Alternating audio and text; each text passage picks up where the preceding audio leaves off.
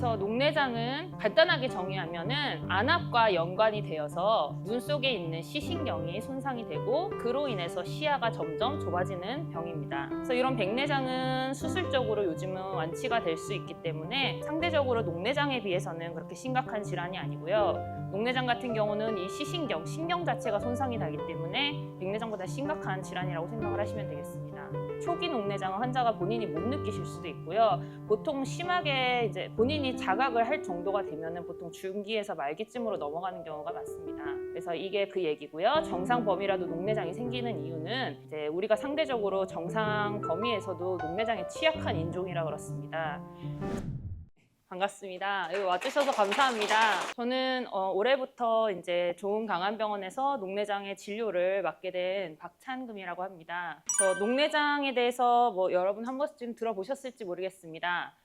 녹내장은 처음 들어보신 분도 있을 거고 뭔가 백내장과 이름이 비슷해서 헷갈리는 분도 계실 거고요. 또 뭐 막상 녹내장이라고 진단을 받았는데 나는 눈이 뻑뻑하고 침침한데 이거는 또 녹내장이랑 관련이 없는 증상이라고 하는 경우도 들어보셨을 겁니다. 그리고 또 녹내장은 뭐 완치가 되는 병이 아니고 치료가 되는 병이 아니라고 해서 그렇다면 치료를 해야 되나라고 이제 의문을 가지시는 분들도 계실 겁니다. 그래서 녹내장은 간단하게 정의하면은 안압과 연관이 되어서 눈 속에 있는 시신경이 손상이 되고 그로 인해서 시야가 점점 좁아지는 병입니다. 그래서 눈은 이렇게 생겼고 보시면 알겠지만 눈은 닫힌 구조예요. 그래서 이 닫힌 구조에서 유일하게 바깥으로 연결된 부분이 바로 이 시신경입니다. 이 시신경은 뇌랑 연결이 되게 되어 있는데요. 이 눈 내부의 압력을 안압이라고 합니다. 그래서 안압과 연관이 되어서 녹내장에서는 이 시신경이 점점 손상이 되는데요. 우리가 흔히 이름이 비슷한 백내장은 그럼 무엇인가 하고 살펴보면은 백내장은 눈 앞에 있는 요 수정체, 투명하게 보이는 요 부분 수정체라고 하는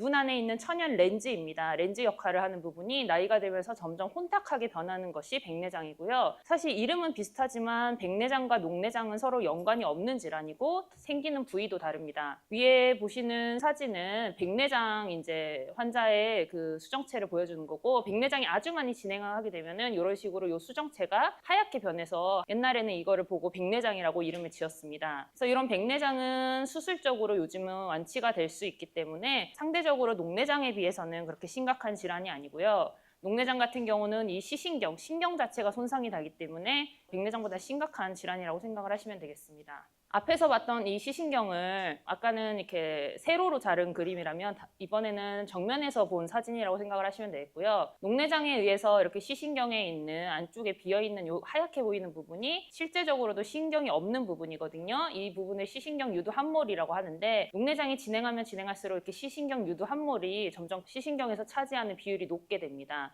그만큼 신경이 감소하면서 비어있는 부분이 커지는 거라 생각을 하시면 되겠고요. 시야 검사에서는 그럼 그거에 따라서 이렇게 시야 암점이 생기게 되고 마지막 말기로 가면 이렇게 중심 부분의 일부를 제외하고는 잘 안 보이게 되고 그럼 이게 환자가 보는 실제 시야에서는 처음에는 막 까맣게 안 보인다기보다는 어떤 바깥쪽 부분적으로 약간 좀 이미지가 블러하게 이렇게 흐려져 있는 느낌으로 좀 부분적으로 안 보이게 됩니다. 그래서 이때는 좀 중심부가 아니고 주변부에 있기 때문에 초기 녹내장은 환자가 본인이 못 느끼실 수도 있고요. 보통 심하게 이제 본인이 자각을 할 정도가 되면은 보통 중기에서 말기쯤으로 넘어가는 경우가 많습니다. 그래서 녹내장은 보통 서서히 진행하고 한쪽 눈만 오거나 양쪽에 오더라도 비대칭합니다. 보통 심한 눈이 있고 좀 그것보다 덜 심한 눈이 있고 또 시야도 주변부에서 시작이 되기 때문에 초기에는 잘 못 느낀다는 거 다시 설명드린 거고 이분은 이렇게 왼쪽 눈에 코 위쪽에 이렇게 시야 장애가 있는데 실제 시야에서 여기에서 있는 배가 지금 약간 잘 안 보이는 상태입니다.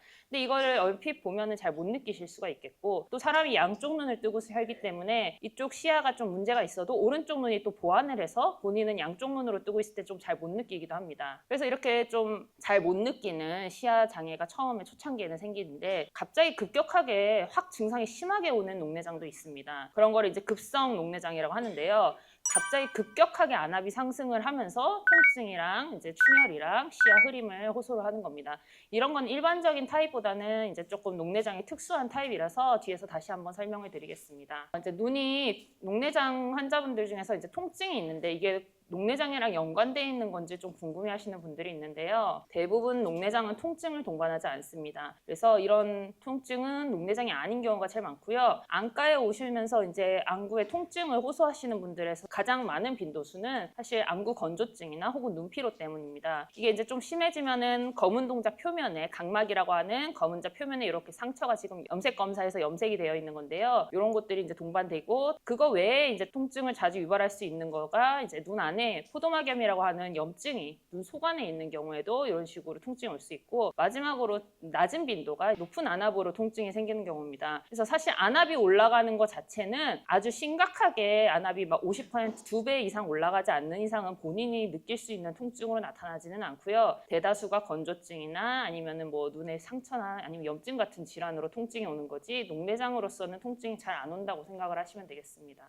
그래서 녹내장의 진행이나 발생의 가장 큰 위험 요인은 안압입니다. 그래서 녹내장 하면 안압이라는 걸 일단 가장 많이 떠오르실 텐데요. 그래서 안압으로 인해서 아까 앞에서도 보여드렸듯이 이렇게 시신경이 점점 죽으면서 시신경의 유두 함몰이라는 부위가 좀 늘어나게 되고 반대로 이 겉에 주황색으로 보이는 게 신경이 살아있는 부분인 시신경태라고 하는데 이 시신경태는 얇아지게 됩니다. 이거는 단층으로 본 건데요. 이거를 이렇게 세로로 잘라서 보면은 이런 식으로 움폭 함몰이 되어 있기 때문에 시신경 유두 함몰이라고 하는데 이 함몰이 점점 깊어지게 되고 넓어지게 됩니다.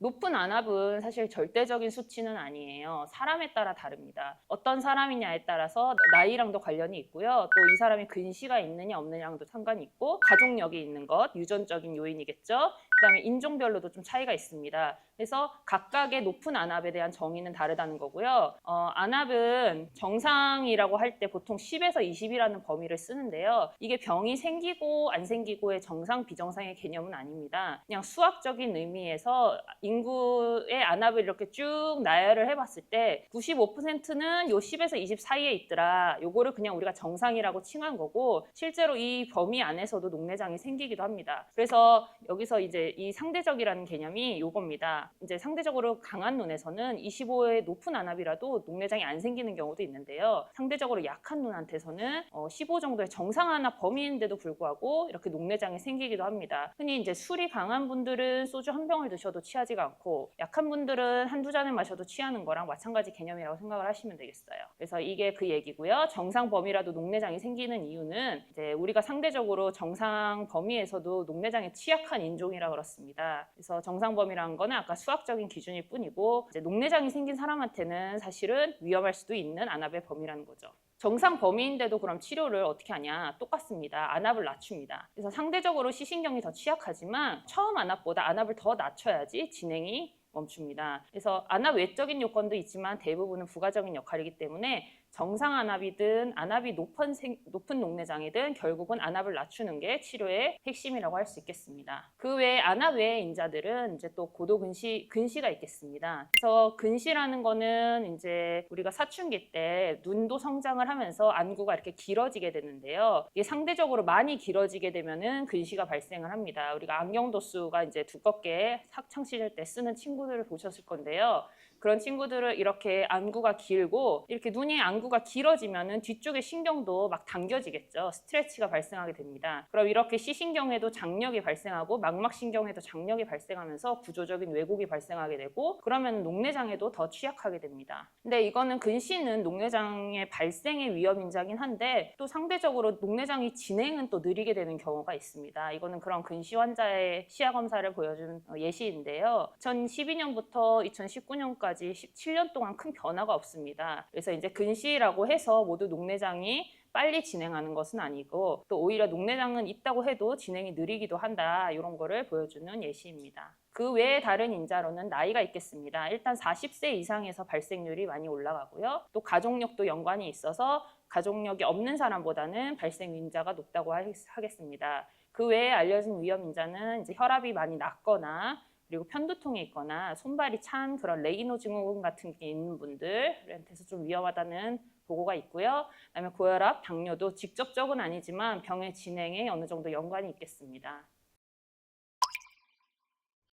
그래서 녹내장은 간단하게 정의하면은 안압과 연관이 되어서 눈 속에 있는 시신경이 손상이 되고 그로 인해서 시야가 점점 좁아지는 병입니다. 우리가 흔히 이름이 비슷한 백내장은 그럼 무엇인가 하고 살펴보면은 백내장은 눈 앞에 있는 요 수정체, 투명하게 보이는 요 부분 수정체라고 하는 눈 안에 있는 천연 렌즈입니다. 렌즈 역할을 하는 부분이 나이가 들면서 점점 혼탁하게 변하는 것이 백내장이고요. 사실 이름은 비슷하지만 백내장과 녹내장은 서로 연관이 없는 질환이고 생기는 부위도 다릅니다. 그래서 이런 백내장은 수술적으로 요즘은 완치가 될 수 있기 때문에 상대적으로 녹내장에 비해서는 그렇게 심각한 질환이 아니고요.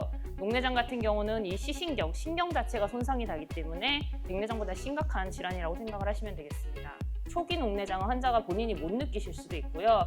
보통 심하게 이제 본인이 자각을 할 정도가 되면은 보통 중기에서 말기쯤으로 넘어가는 경우가 많습니다. 그래서 녹내장은 보통 서서히 진행하고 한쪽 눈만 오거나 양쪽에 오더라도 비대칭합니다. 보통 심한 눈이 있고 좀 그것보다 덜 심한 눈이 있고 또 시야도 주변부에서 시작이 되기 때문에 초기에는 잘 못 느낀다는 걸 다시 설명드린 거고 인구의 안압을 이렇게 쭉 나열을 해봤을 때 95%는 요 10에서 20 사이에 있더라. 요거를 그냥 우리가 정상이라고 칭한 거고 실제로 이 범위 안에서도 녹내장이 생기기도 합니다. 이제 상대적으로 강한 눈에서는 25의 높은 안압이라도 녹내장이 안 생기는 경우도 있는데요. 상대적으로 약한 눈한테서는 15 정도의 정상 안압 범위인데도 불구하고 이렇게 녹내장이 생기기도 합니다. 흔히 이제 술이 강한 분들은 소주 한 병을 드셔도 취하지가 않고 약한 분들은 한두 잔을 마셔도 취하는 거랑 마찬가지 개념이라고 생각을 하시면 되겠어요. 그래서 이게 그 얘기고요. 정상 범위라도 녹내장이 생기는 이유는 이제 우리가 상대적으로 정상 범위에서도 녹내장에 취약한 인종이라 그렇습니다. 그럼 치료를 어떻게 하냐? 똑같습니다. 안압을 낮춥니다. 그래서 상대적으로 시신경이 더 취약하지만 처음 안압보다 안압을 더 낮춰야지 진행이